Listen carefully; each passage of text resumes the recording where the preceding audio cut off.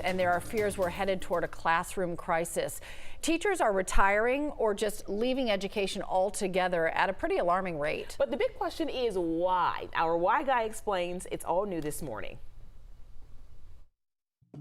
They're in the classroom now, but a growing number of teachers say they don't plan to be there next year.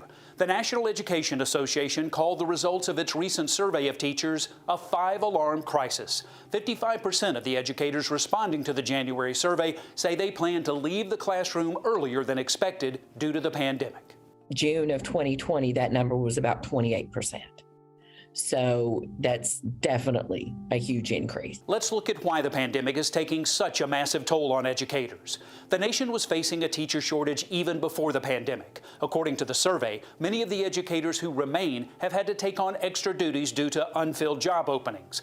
Lisa Morgan of the Georgia Association of Educators says the pandemic has exacerbated issues that already existed. We are not seeing additional school counselors and social workers to address the impact of the trauma of the pandemic on our students. Many teachers have been critical of the standardized tests that were shelved early in the pandemic but are now back. Those tests are used to gauge teacher performance. No realignment of expectations.